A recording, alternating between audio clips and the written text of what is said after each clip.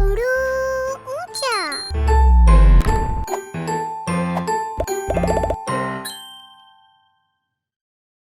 हम वो अल्फाज सीखेंगे जिनमें छोटी ये दरमियान में इस्तेमाल हुआ है।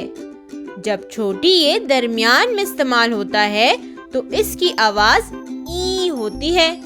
ई। पपीता, चीनी, खीरा, कीनू। पपीता ये पीले रंग का होता है। इसके अंदर मोती की तरह छोटे छोटे से दाने होते हैं। इसे खाने से हम सेहतमंद रहते हैं। चीनी इसे हम मीठी चीजें बनाने के लिए इस्तेमाल करते हैं, जैसे सेवइयाँ, शरबत, खीर और हाँ, हम चाय में भी डालकर इस्तेमाल करते हैं। ये गन्ने के रस से बनती है। खीरा ये हरे रंग का होता है। इसके अंदर बीज होते हैं। इसे हम सलाद में इस्तेमाल करते हैं। इसे खाने से जिस्म में पानी की कमी पूरी होती है। कीनू ये नारंगी रंग का फल है जो सर्दियों के मौसम में आता है। ये एक रसदार फल है। इसका जायका खट्टा मीठा होता है। इन अल्फाज को मेरे साथ दोबारा दोहराएं। पपीता, चीनी, खीरा, कीनू। इन तस्वीर को गौर से देखें और बताएं कि इनमें किन अल्फाज के दरमियान में छोटी ये लिखा है। पपीता, पौधा, खीरा, टमाटर, अंगूर, कीनू।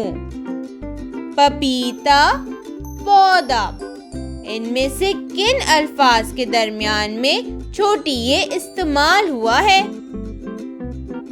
जी बिल्कुल सही, पपीता। इस लफ्ज के दरमियान में छोटी ये आया है। इन अल्फाज के बारे में क्या ख्याल है? खीरा, टमाटर। खीरा इस लफ्ज में छोटी ये दरमियान में इस्तेमाल हुआ है। अंगूर, कीनू। इन अल्फाज के दरमियान में छोटी ये इस्तेमाल हुआ है। अरे वाह, बहुत खूब। कीनू इस लफ्ज में छोटी ये दरमियान में आया है। पपीता, खीरा, कीनू।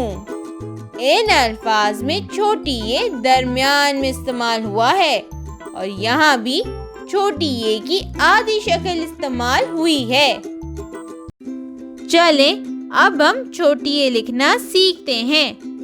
इंग्लिश के लेटर सी की तरह एक छोटा सा सी बनाएं और इसे नीचे की तरफ घुमाकर लाएं और एक प्याले की शक्ल बना दें, जैसे हमने सीन के आखिर में बनाया था। बिल्कुल ऐसे। दोबारा लिखें। इंग्लिश के लेटर सी की तरह एक छोटा सा सी बनाएं और इसे नीचे की तरफ घुमा कर लाएं और एक प्याले की शक्ल बना दें, जैसे हमने सीन के आखिर में बनाया था। बिल्कुल ऐसे। बहुत खूब। Like, share and subscribe.